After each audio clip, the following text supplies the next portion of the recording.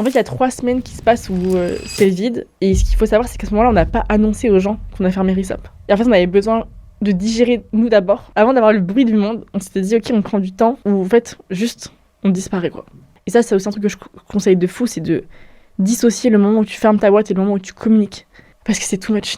Et en fait, le fait d'annoncer, ça m'a beaucoup aidé, parce qu'à ce moment-là, j'ai fait un exercice qui m'a beaucoup aidé, c'est que j'ai écrit le communiqué de presse pour annoncer la fin de la boîte. Et au début, j'ai écrit une première version de communiqué de presse qui est ultra dramatique. Et je l'envoie à un ami qui me dit, mais meuf, c'est ultra dramatique, on dirait qu'il y a eu des morts, quoi, donc tu peux pas envoyer ça. Et en fait, j'ai réécrit une V2, il m'a dit, mieux, mais recommence. Et en fait, j'ai réécrit plein de fois ce communiqué de presse, peut-être 5-6 fois, et jusqu'à ce que l'histoire, elle soit belle à raconter. À ce moment-là, en fait, c'était assez tabou de parler de fin de boîte. Et donc, je me rappelle que j'avais fait le post LinkedIn et que, en fait, les gens étaient ultra choqués de mon post LinkedIn. Et que tout le monde me disait, mais attends, mais tu dis que tu fermes ta boîte comme ça, publiquement attends, mais t'es hyper courageuse. Et moi, je comprenais pas parce que dans notre com avec Crispin, on avait toujours été ultra authentique. Et vu que j'avais jamais eu en effet genre les codes officiels de communication, ou vu que j'avais appris ça comme ça, pour moi c'était naturel de faire ça. Et tout le monde me disait, mais tu sais, les CEO qui ferment des boîtes, en général ils disparaissent, tu les vois pas pendant 1 an et après ils reviennent avec une nouvelle boîte, mais jamais ils disent qu'ils ferment des boîtes. Et du coup, mon post LinkedIn de fermeture de boîte, il est parti viral. Je sais plus, je crois, j'ai